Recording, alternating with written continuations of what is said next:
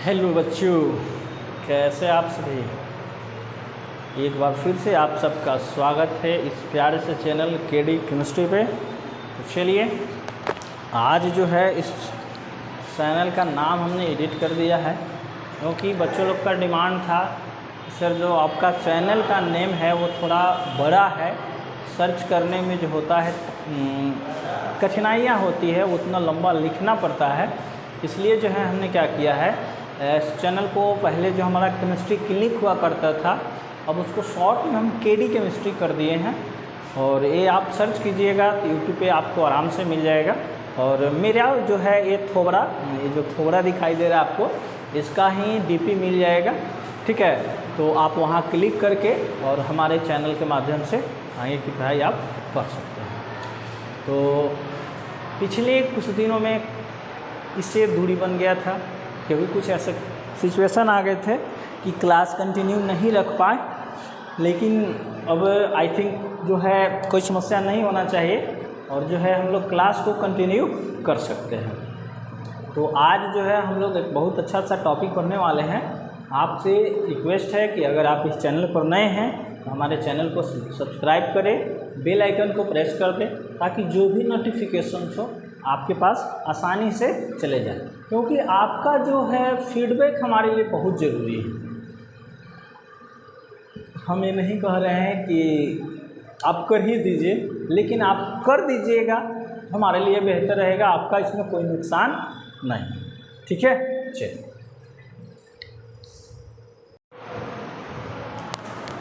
चलिए ध्यान देंगे, टॉपिक को लिख दिया गया है क्योंकि ताकि आपको ज़्यादा से ज़्यादा समय बर्बाद ना हो और कम समय में जो है हम लोग ज़्यादा चीज़ें लिख पढ़ सकें, ठीक है, और समझ सकें। देखिए हमारा टॉपिक है आज का क्या, गैस नियम। ये 11th क्लास यूनिट 5 का टॉपिक है, क्योंकि उस चैप्टर का नाम ही है आपका क्या, गैस, द्रव और द्रव की अवस्थाएं, ठीक है। और इससे संबंधित कुछ और छोटे छोटे टॉपिक्स, जिसमें हमारा फर्स्ट टॉपिक क्या है, गैस नियम। कौन सा नियम है, गैस नियम। आप चाहो तो लिख लो, ये जो है हमारा ये यूनिट 5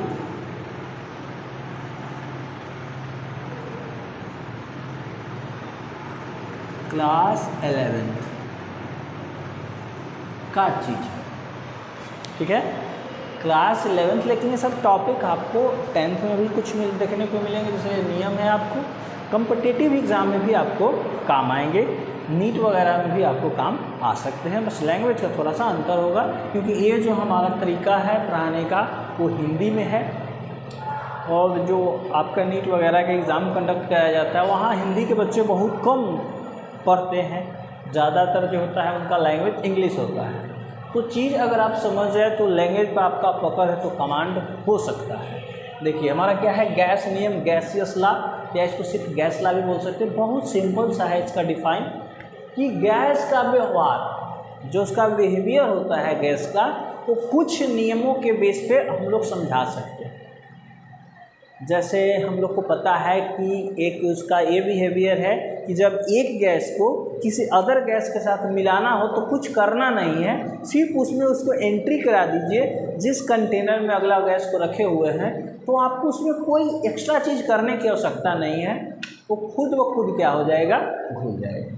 या अगर उसका विसरण का बात किया जाए तो गैस क्या होते हैं, अगर गैस को यहाँ से छोड़ा जाए तो यहाँ से वो किस दिशा में गमन किया, ईस्ट किया, वेस्ट किया, साउथ किया कि नॉर्थ किया, ये पता नहीं चलेगा, वो कहीं चला जाएगा। तो ये कह सकते हैं कि गैस जो होते हैं बहुत ज़्यादा विचलित होते हैं। दो गुण हमें पता चल गया। तीसरा इनका गुण क्या हो सकता है, बच्चे में आप पढ़े होंगे कि गैस का जो होता है ना तो आकृति निश्चित होता है और ना ही आयतन निश्चित होता है। ये हमारा थर्ड पॉइंट हो गया। ना तो इसका कोई फिक्स शेप है और ना ही इसका फिक्स वॉल्यूम है, यानी और उस पात्र की आकृति को ग्रहण करते हैं जिस पात्र में इनको क्या किया जाता है, रखा जाता है। तो ये इसका एक गुण हो गया। एक प्रॉपर्टी इसका ये हो सकता है कि गैस जो होते हैं बहुत सारे चीज़ों को क्या करते हैं, जलाने में सहायक होते हैं। जैसे अगर मान लीजिए आप कोई भी चीज़ जला रहे हैं, अगर वहाँ ऑक्सीजन अनुपस्थित है, ऑक्सीजन क्या है, एक गैस है, तो वो चीज़ आप नहीं जला सकते हैं, क्योंकि बिना वायु के कोई भी ज्वाला उत्पन्न नहीं होता है।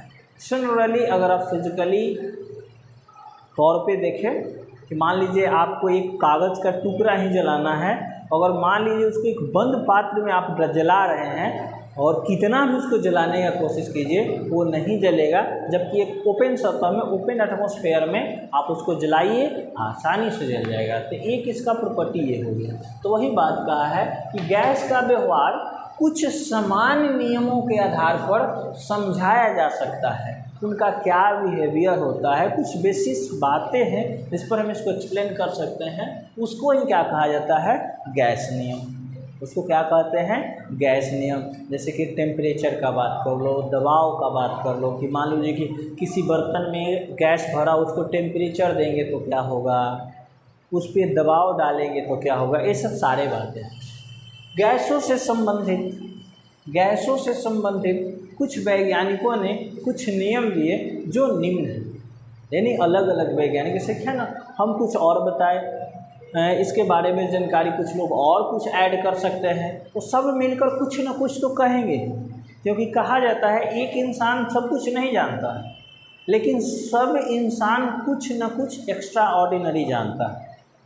आप भी जो आज हमसे पढ़ रहे हैं, सुन रहे हैं, वो हमारे वाला सब गुण आप में नहीं है, लेकिन कुछ ऐसा गुण आपके पास है जो मेरे पास भी नहीं है, और वो मेरे पास क्या है, इस दुनिया में किसी के पास नहीं है।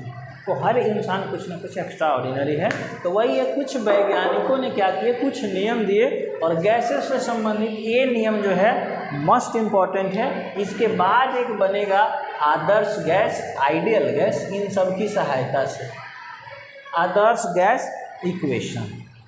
ठीक है, तो चलिए कितने नियम हैं। फर्स्ट है हमारा बॉयल का नियम, सेकेंड है चार्ल्स का नियम, थर्ड है हमारा गेल-लुसे का नियम, और फोर्थ है हमारा एवोगाड्रो का नियम। नियम आप तो देख ही रहे हैं, सब में कॉमन है। और इधर जो है वो सारे बंदे का नाम है जिन्होंने गैस के बारे में कुछ न कुछ जानकारी दिया। ठीक है, ये इंसान का नाम है, ये सारे इंसान हैं जिन्होंने अपने अपने विचार जो है गैस से संबंधित एक थ्योरी के रूप में परिभाषित किया है, या बोल सकते हो कि नियम के रूप में, एक प्रिंसिपल के रूप में दिया है। उसी तरह से ये हो गया बॉयल्स का नियम, चार्ल्स का नियम, गेल-लुसे का नियम और एवोगाड्रो का नियम। हम ऐसा करते हैं, एक एक करके सबको डील करेंगे, और फर्स्ट डील करेंगे हम लोग बॉयल्स का नियम। तो अगर आप चाहते हो इस लैंग्वेज को लिखना तो आप आसानी से लिख सकते हैं।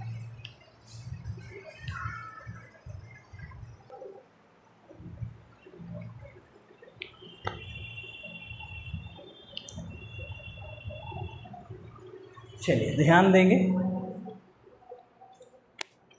ये लाइट कट गया, कोई दिक्कत नहीं है, दिखाई दे रहा है। चलिए क्या है, बॉयल का नियम। किनका नियम, फर्स्ट है हमारा बॉयल का नियम। इनका पूरा नाम था रॉबर्ट बॉयल।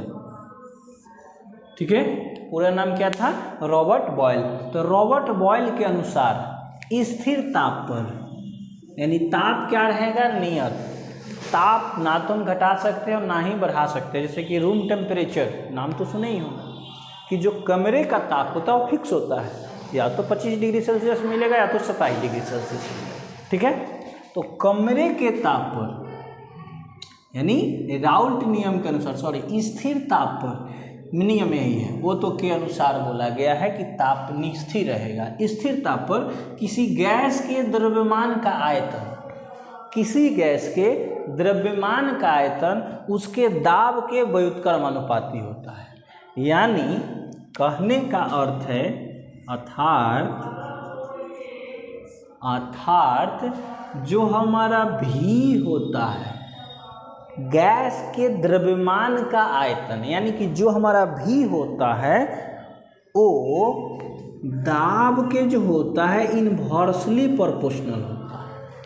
इसका सिंपल सा अर्थ हो गया कि जब भी आप आयतन को बढ़ाएंगे तो दाब घटेगा, और अगर दाब बढ़ रहा है तो आयतन क्या हो जाएगा, घट जाएगा। इनवर्सली का प्रोपोर्शनल ही होता है उल्टा। ठीक है, यही बोला है कि किसी नियत ताप पर, हाँ ये ध्यान दीजिएगा, यहाँ ताप क्या है, नियत ताप नियत, या ऐसे लिख लो नियत ताप पर। एक घटनाएं कब घटित होगी, नियत ताप पर, यानी ताप में कोई परिवर्तन नहीं करना है, ना तो ताप को बढ़ाना है और ना ही ताप को घटाना है। तब क्या हो जाएगा हमारा आयतन इनवर्सली प्रोपोर्शनल में प्रेशर, यानी नियत ताप पर किसी गैस के द्रव्यमान का आयतन, द्रव्यमान में मत फंसिएगा, का आयतन उसके दाब के व्युत्क्रमानुपाती होता है। पता है हमें कि व्युत्क्रमानुपाती हो, समानुपाती हो, हटता है तो एक कांस्टेंट आता है। कांस्टेंट हमारा आ गया K/P, एक साइड कर देंगे तो क्या हो जाएगा V × P = K, या K = क्या हो जाएगा Vp। ये हो गया बॉयल नियम के अनुसार। याद रखिएगा, ऑब्जेक्टिव में प्रश्न आता है, 4 ऑप्शन दे रहे हैं, कौन कह देगा कि कौन बॉयल का नियम है। हो जाएगा क्या, जहाँ V बराबर, साफ साफ देखिए वॉल्यूम को V कहते हैं, यानी गैस का क्या आयतन, और हमारा P क्या हो जाएगा गैस पर दाब या गैस का दाब, और K क्या है, तो K क्या है बॉयल स्थिरांक है, या केवल स्थिरांक भी बोल सकते हो बॉयल का नियम से, इसी कारण इसको बॉयल स्थिरांक कहते हैं।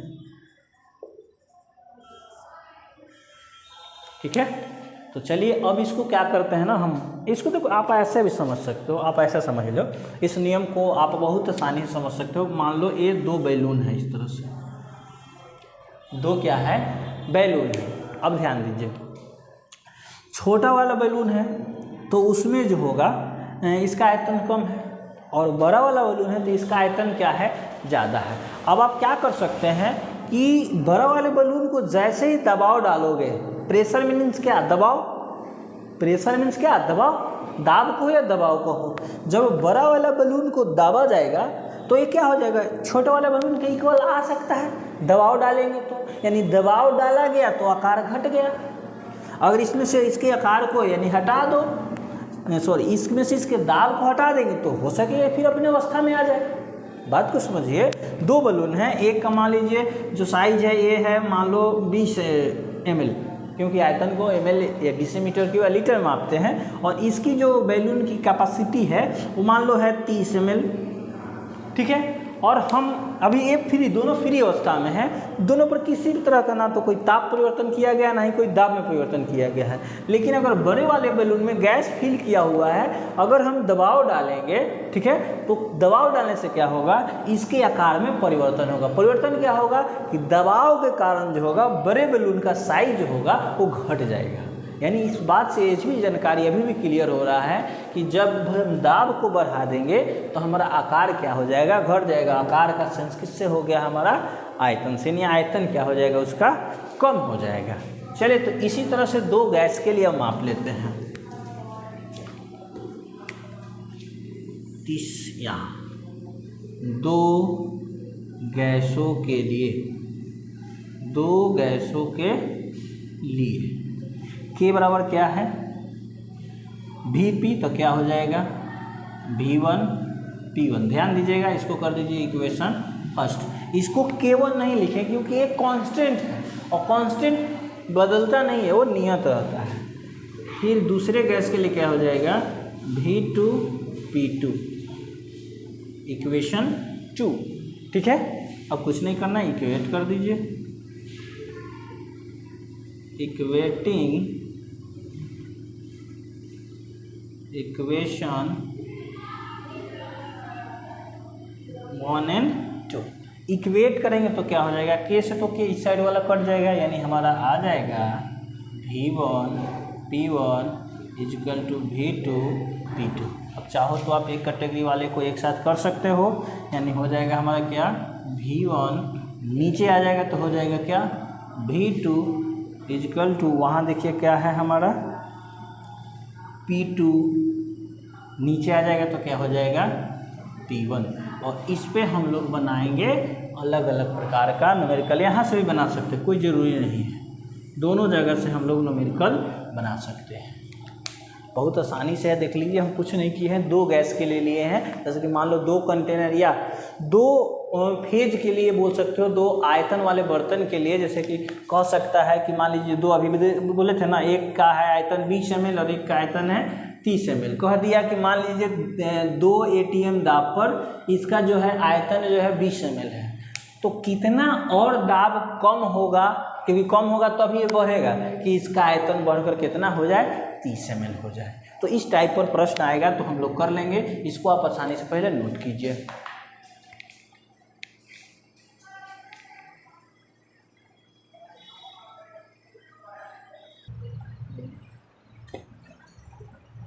चलिए ध्यान दीजिए क्वेश्चन पे। क्वेश्चन क्या कर रहा है, क्वेश्चन कह रहा है कि 30 डिग्री सेल्सियस स्थिर ताप, क्वेश्चन में दे दिया है भाई ताप स्थिर है, यानी ताप नियत है, और डिफिनेशन में भी यही था कि स्थिर ताप पर किसी गैस के द्रव्यमान का जो आयतन है वो दाब के व्युत्क्रमानुपाती होता है। और क्वेश्चन में फिर यहाँ दे दिया है, आप घबराइएगा नहीं, क्योंकि ये हमारा देखिए फॉर्मूला, इसी कारण डस्ट इसको नहीं किए हैं, इसमें कहीं ताप का कोई यूज नहीं है। ताप पर तथा 1 बार दाब पर, हाँ दाब से हमें मतलब है, दाब कितना बोला है, 1 बार। अब बार समझिए दाब का यूनिट है, बार जो है वो क्या है, दाब का यूनिट है। दाब पर 500 डेसीमीटर क्यूब आयतन को, अच्छा बात क्या समझिए, कहा है कि एक बार दाब पर जो गैस का आयतन है वो 500 डेसीमीटर क्यूब है, को यानी उसे 200 dm³ लाने के लिए न्यूनतम कितनी दाब की आवश्यकता होगी। बात को ऐसे समझिए कि 2 आयतन वाला बर्तन है, इस तरह से, कुछ बड़ा हो गया, इस तरह से समझिए, इसका जो आयतन है वो 500 dm³ है, ठीक है, और एक का जो आयतन है वो 200 dm³ है। जो 500 dm³ है उस पर दाब है मात्र 1 बार, कितना है, 1 बार, यानी कि आकृति उसका आयतन जो है वो 500 dm³ है, तो उस पर दाब है 1 बार। अब ये हमसे ये पूछा है कि इसको और कितना दबाया जाए, कितना दबाया जाए कि इसका जो आयतन है वो 500 डेसीमीटर से घटकर कितना हो जाए, 200 dm³ हो जाए। अभी हम लोग पढ़े हैं कि जो आयतन है हमारा वो दाब के इन्वर्सली प्रोपोर्शनल है, यानी दाब के व्युत्क्रमानुपाती है। तो सिंपल सा बात हुआ कि जब यहाँ 1 बार पे इतना है, यानी 1 बार पर ये 500 dm³ है, तो इसमें दाब को बढ़ाएंगे तो वही आयतन घटेगा, अन्यथा आयतन नहीं घटेगा। तो सबसे पहले लिख लेंगे यहाँ हम कि दिया गया है, उसके बाद आसानी से बन जाएगा। क्या क्या दिया गया है देख लीजिए। सबसे पहले टी आप चाहे तो लिख सकते हैं, क्योंकि ताप जो है टी हमारा वो 30 डिग्री सेल्सियस है, और ये पोस्ट में कह दिया है भाई बगले में कि स्थिर, हमको फार्मूला में देखो ताप का कोई यूज नहीं है। तो सबसे पहले P1 हमारा कितना है, 1 बार, ठीक है। उसके बाद V1 कितना है, तो V1 जो है हमारा वो है 500 dm³। उसके बाद V2 कितना है, V2 है हमारा 200 dm³। हमसे पूछ क्या रहा है, न्यूनतम कितनी दाब, यानी हमसे वो पूछ रहा है भैया P2 क्या होगा। तो ये देखिए ये दिया हुआ है, ये फॉर्मूला है, तो हम आसानी से निकाल सकते हैं 1 मिनट में। देखिए पहले टॉपिक को आप समझ जाएंगे, क्वेश्चंस को समझ जाएंगे, तो आप ये जान जाएंगे कि ये कैसे बनेगा। एक बार फिर आपको समझा रहे हैं। बोला है कि टेम्परेचर से तो कोई मतलब नहीं है, जब 1 बार दाब है, यानी दाब कितना है, 1 बार है, जो एटमॉस्फेरिक दाब होता है 1 ATM होता है, ये बार है, इसको थोड़ा समझिएगा। यानी 1 बार पे दाब जो आयतन जो है वो 500 dm³ है। अब इसको लाना कहाँ है, 200 dm³, यानी दाब को बढ़ाएंगे, क्योंकि दाब जो होता है आयतन के इन्वर्सली प्रोपोर्शनल है। दाब को बढ़ाएंगे तो वहीं आयतन घटेगा, क्योंकि ये जो है इन्वर्सली प्रोपोर्शनल है। तो यानी और एक बार से कितना दाब बढ़ाना होगा, यानी टोटल और दाब कितना लगा देंगे कि जो इसका आयतन है 500 से घटकर कितना हो जाए, 200 हो जाए। तो चलिए फॉर्मूला हमारे सामने है, इसको हम तुरंत एकदम 2 मिनट भी नहीं लगेगा हम लोग कर लेंगे। बॉयल नियम से,